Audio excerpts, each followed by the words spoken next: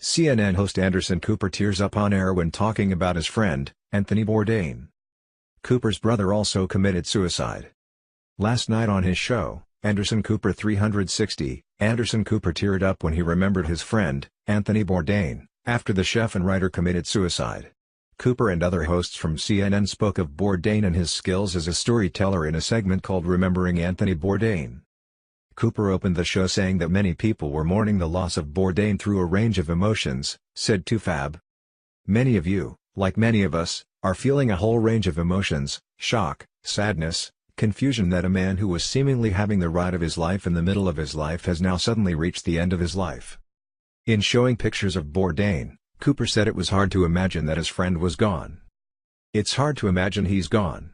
It's hard to imagine that he's not just off on some faraway journey, hard to imagine that he'll not return with new stories to tell, new foods to share.